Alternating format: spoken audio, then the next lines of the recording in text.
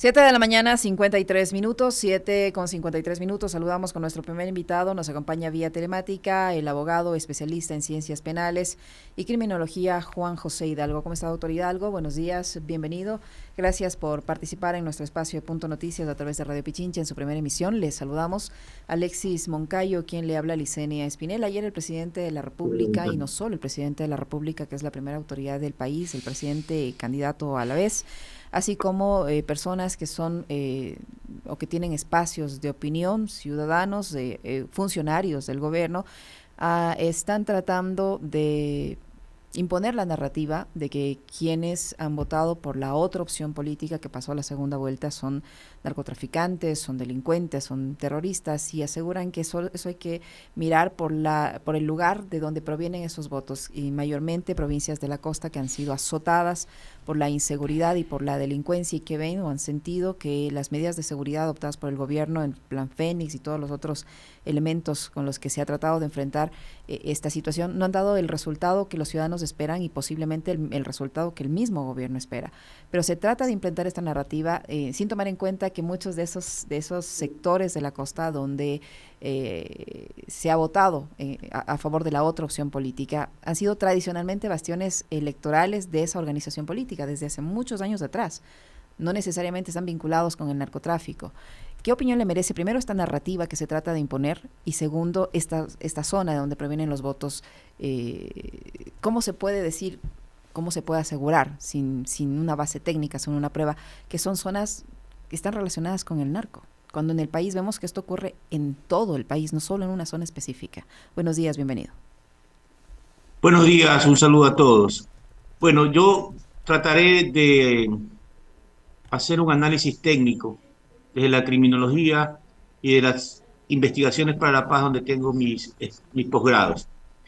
Y bueno, sí, efectivamente, el problema del narcotráfico es un problema nacional, es un problema regional y es un problema mundial. Como yo decía, no podemos estigmatizar a la costa porque son digamos, los lugares por donde puede salir la droga, porque tienen playas, porque tienen puertos, porque tienen esto y lo otro. Cuando, digamos, la droga entra por el oriente, se encaleta probablemente en la sierra, se transporta por la sierra y sale por la costa, donde llega, qué sé yo, a México, y de ahí a Estados Unidos, de ahí a Europa, y de ahí a muchos lugares del mundo. Viene desde Perú, viene desde Colombia, produce otros efectos como los grupos armados terroristas, produce otros efectos como que para necesitar lavar el producto de esa droga, ahora mismo los lugares donde se debe explotar la minería, el oro, la plata, están tomados por los grupos armados terroristas. Es decir, eh, en mi caso en particular me causó repudio, más allá de lo que hacen los políticos, pero los políticos hacen lo que quieren, más allá de lo que hacen los políticos, es volver hace 30 años, hace 30 años, porque yo ya tengo 51, a este regionalismo que pensé que habíamos superado y que realmente no lo hemos hecho. Sí, ciudadanos de la costa insultando a los ciudadanos de la sierra y los ciudadanos de la sierra insultando a los ciudadanos de la costa por votos. Y esto es importante decirlo porque no se nos puede culpar a los costeños de que todos somos narcotraficantes. Como así no se puede culpar a todo el que vive en Quito de que es corrupto. Porque la corrupción hay en la costa, como hay en la sierra y como en el oriente. Y son dos tipos de delitos atroces. Entonces, creo que posicionar ese discurso, sea por un político, sea por un participante, sea por quien sea, es bastante peligroso, porque eso traslada de la boca a la acción. Y la acción, yo la vi, yo la he visto, es costeños en la sierra golpeados por gente de la sierra, y gente de la sierra que llega a la costa golpeados por gente de la costa. Por supuesto, esta no es la mayoría de la población, pero hay que posicionar el discurso hacia otro lado. Buenos días. El tema narcotráfico está siendo utilizado ahora mismo electoral y políticamente. ¿no? Y parece que por ahí van, ya lo utilizó en esa estrategia Guillermo Lasso en la consulta popular del 2023, del 5 de febrero, y hoy Noboa está nuevamente intentando hacer lo mismo, ¿no? Dividir al país entre los que están con el narco y los que no están con el narco. Pero el narcotráfico es una actividad que, digamos, traspasa todo tipo de barreras que tienen que ver con lo territorial incluso, ¿no? ¿Cómo explicar aquello y por qué cree usted que el gobierno, más allá de lo que pueda resultarles bueno o malo a través de la narrativa que usan en el discurso, en las redes sociales, con esta campaña millonaria pautando en redes sociales, cuánto efecto puede generar esto en la población y cómo hay que entender además del fenómeno del narcotráfico más allá del discurso oficial? Mire, el narcotráfico, mire, para poner en contexto, en el año 2013 la Organización Mundial de la Salud hizo un informe sobre los homicidios en el mundo. Alrededor del 44% de los homicidios que se producen en el mundo se producen en América. Por lo tanto, América, y América Latina en particular, es el continente con mayor cantidad de homicidios. Y homicidios en esta clasificación están asesinatos, sicariatos, muertes culposas, etcétera, en el mundo, lo que convierte a América en el continente más peligroso del mundo. Por supuesto, con la expansión del narcotráfico, que antes se concentraba específicamente en Colombia, el problema se ha hecho regional. El problema del narcotráfico es un problema político, porque es un problema de seguridad. Pero es un problema de seguridad que afecta tanto a los rojos como a los verdes, a los azules como a los amarillos. Y si no nos unimos para enfrentar este problema, independientemente de la camiseta política, ese problema nos va a comer vivos. Porque sabe que gane quien gane las elecciones, los únicos que están felices con estas dicotomías, con estas polarizaciones, con esta inestabilidad que la política nos produce, son los narcotraficantes. Porque ellos crecen como una bacteria, ¿no? O un virus en un cuerpo que no tiene defensas. Y lastimosamente el Ecuador no tiene defensas, no solamente de este periodo, sino de algunos periodos más, contra, digamos, este cáncer que es el narcotráfico, que ahora se ha digamos, transformado también en vacunas, extorsiones, robos, eh, etcétera, y que nos tienen con miedo a todos los que vivimos en el Ecuador, con miedo, señor. Guayaquil era una ciudad que a las 10 de la noche todavía estaba viva. Hoy a las 6, 7 de la noche, 8 de la noche, parece una ciudad fantasma. Y eso, más allá, insisto, más allá de que no creo que en este último año hayamos podido resolver ese problema, creo que para futuro debemos los actores políticos, todos, eh, trabajar en conjunto porque el problema nos supera. Ya en este momento hay sectores del país que no tienen soberanía del gobierno, ni del Ecuador, ni soberanía de Estado. Sectores en Durán, sectores en Manta, sectores en la Ponce Enríquez, sectores en Machala, sí, sectores del Oriente, donde el ejército, la policía no está, y donde quien pone las reglas, impone la ley a justicia, e impone en su justicia, son los grupos terroristas.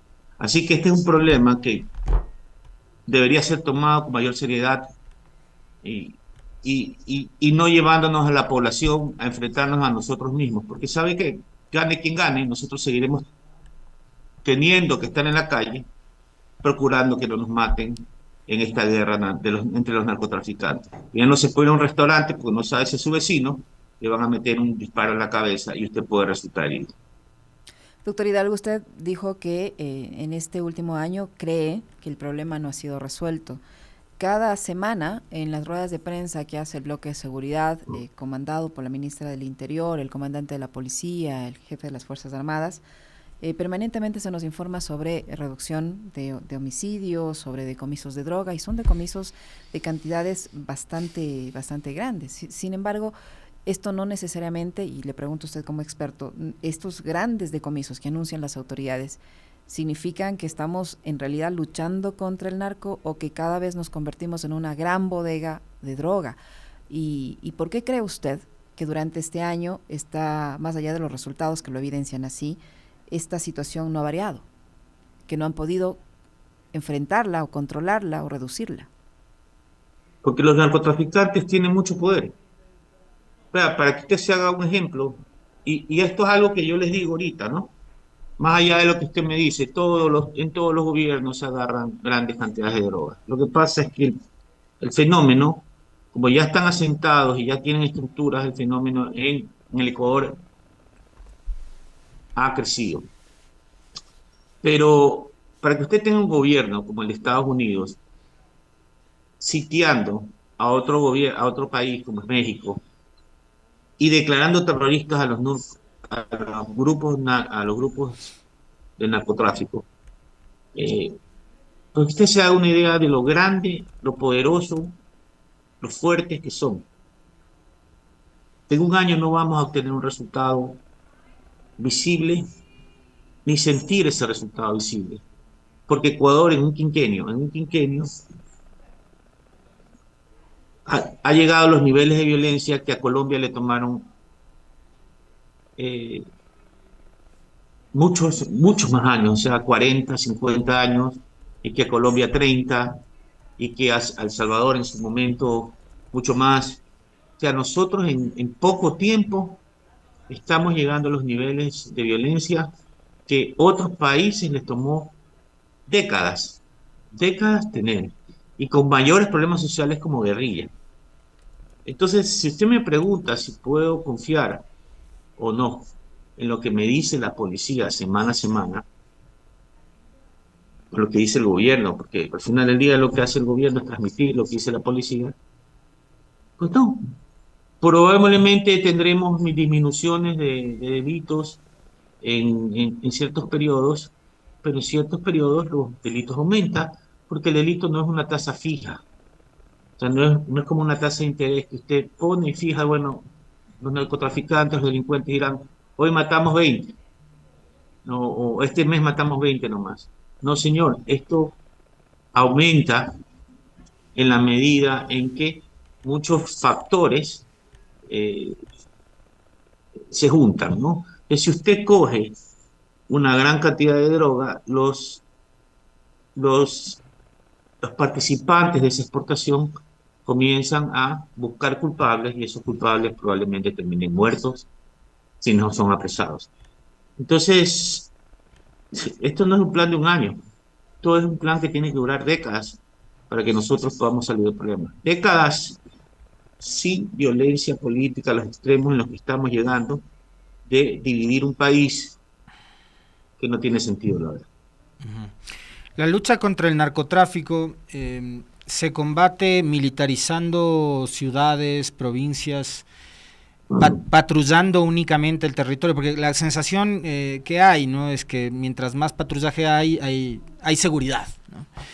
Y dejamos de lado y sacamos del análisis el contexto que nos dejaron casos como el de Carlos Javier Vega, asesinado en manos de integrantes de la Armada, o el de los 4 niños de las Malvinas. Entonces ahí se va rompiendo, digamos, ese esquema de creer que porque hay patrullajes hay seguridad. Hay casos de niños, de adolescentes, de jóvenes que han sido asesinados o desaparecidos en manos de la fuerza pública.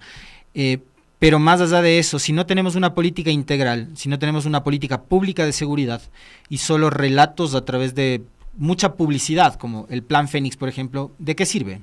¿O eso ayuda a luchar contra el narcotráfico o no? Bueno, mire,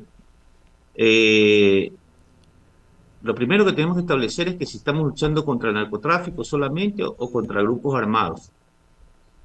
Porque si estamos luchando contra grupos armados, estamos hablando de una guerra, en cuyo caso el tratamiento debe ser distinto bajo otros parámetros y bajo otras leyes. Si estamos hablando de grupos armados que se han tomado porciones territoriales de nuestra soberanía, de nuestro territorio, pues estamos hablando de una guerra armada.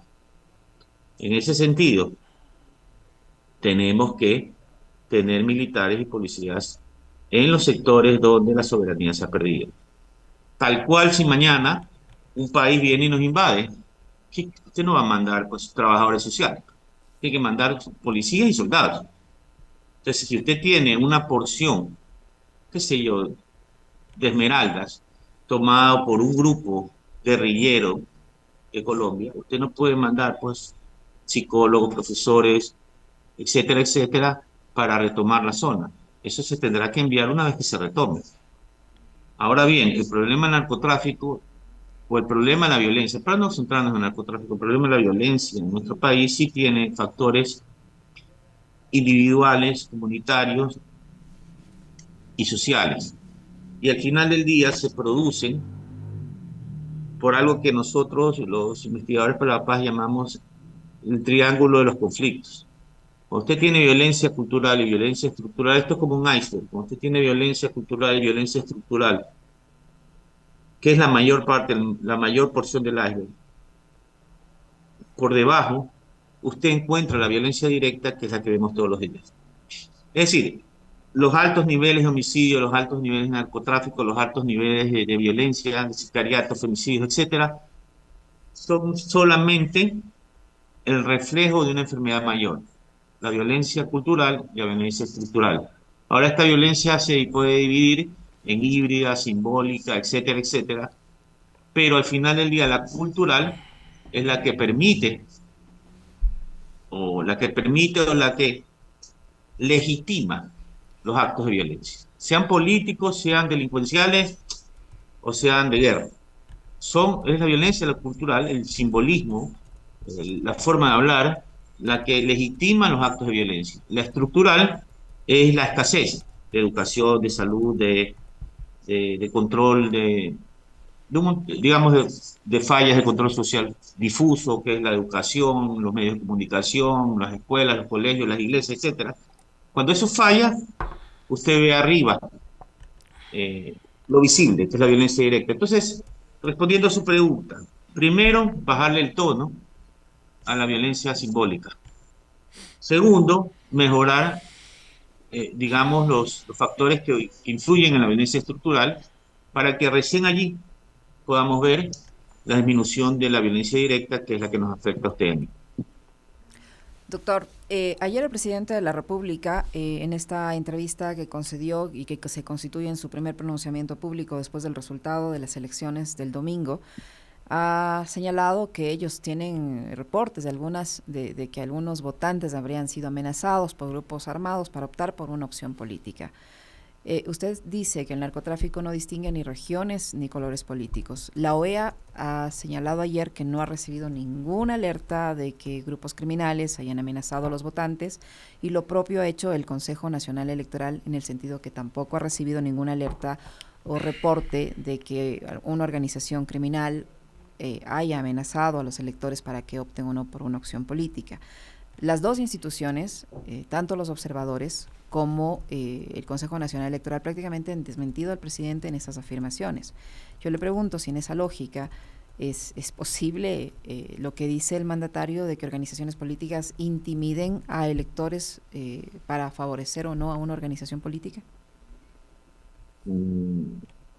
Yo, honestamente, de lo que conozco en estos 20 años que vengo estudiando el fenómeno del crimen, particularmente en Ecuador, yo creo que con todo respeto digamos, a lo que dicen los mandatarios, porque yo tengo que respetar a las autoridades, a los narcotraficantes no les interesa quién gana. No se involucran en procesos políticos, menos en el momento de las elecciones, porque eso es mal negocio para ellos. A ellos les gusta trabajar en la sombra y al final del día, si eso ocurrió, ¿por qué no actuaron inmediatamente los militares que estaban desplegados? Y si eso ocurrió, espero que haya una investigación seria y se demuestre lo que se ha dicho. Mientras tanto, yo no puedo calificar o descalificar lo que diga una autoridad, aunque me deja muchísimas dudas. Muchísimas. porque eso no es, no es algo que a las bandas les interese por el momento. A las bandas no les interesa quién gana, se lo juro, no les interesa. Son tan poderosas que no les interesa quién gana. Ellos van a seguir haciendo lo que están haciendo, irrumpir la ley, someter a la población, someter a los políticos que no les permiten trabajar y a ellos no les interesa mucho quién gana. Por eso es que este discurso tiene que cambiar, porque al final del día terminan siendo ellos más unidos que nosotros y gane quien gane, va a tener que enfrentar este problema y va a necesitar el apoyo de todos nosotros. ¿Qué debería ser o qué se debería hacer para que esto cambie? O sea, quien quiera que gane las elecciones, ¿qué debería implementar para que esto cambie? Para que cambie el fenómeno del narcotráfico, ¿Sí? es la pregunta. Uh-huh. Bueno, en primer lugar, yo le diría que hay que seguir con la lucha al narcotráfico, pero en este momento hay dos o tres tipos de delitos que nos afectan directamente a nosotros. A nosotros. Ojo y cuidado, se van a entender que no hay que combatir el narcotráfico, hay que combatirlo con toda la fuerza. Pero hay dos o tres delitos que nos tienen destruidos económicamente. Usted ve en la zona de la costa, no sé cómo sea en la sierra, no llevo mucho tiempo allá, la gente cierra sus negocios, cierra sus restaurantes, no va a la playa, no te puede trabajar, porque literalmente usted está durmiendo en su casa, le rompen la puerta de su casa y se lo llevan secuestrado. Hay zonas en el país donde la gente, donde van las bandas y le tocan la puerta y le dicen, bueno, su casa ya no es suya, es mía, y le quitan su casa. Hay zonas en el país, como los Anillos Viales que veo y Santo Domingo, donde asaltan todos los días los productos que van a ser exportados. Ahora mismo esa delincuencia se trasladó hacia la ruta al nuevo puerto de D.P. World, donde en Cerecita se han establecido bandas y se pasan robando a los exportadores. Es decir, hay que dividir el trabajo, Uh-huh. luchar contra los grupos armados, como los dije antes, ¿no? Directamente con el ejército, declarando, yo haría una reforma ahí, ¿no? Soldado perteneciente a una de estas guerrillas tiene que ser juzgado en un procedimiento que tiene que convocar a una reforma del COIP y la Constitución. Y lo de acá, ya en la consulta se resolvió aumentar las penas. Pero lo que sí tenemos que hacer es que nuestra policía judicial sea más técnica y prestarle atención a la fiscalía y a la justicia. Primero, porque si la justicia no funciona, nada de lo que haga, ningún gobierno hará un cambio visible.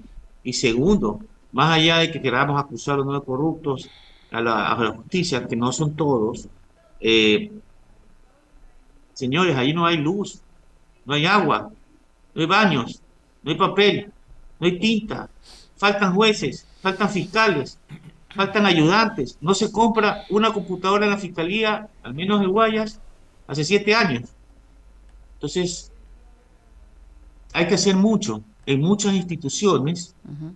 pero el insulto y el regionalismo no ahondan, no ayudan, y creo que todos nosotros, todos los que podamos a través de nuestros diferentes medios, ustedes como medio de comunicación, los otros medios que no son afines a usted, por favor, el regionalismo, la intolerancia, la exclusión, eso no nos va a ayudar para combatir ni el narcotráfico ni la delincuencia común. Muchísimas gracias, doctor Hidalgo. Muy gentil por acompañarnos y por analizar en este espacio estos temas. Muy amable.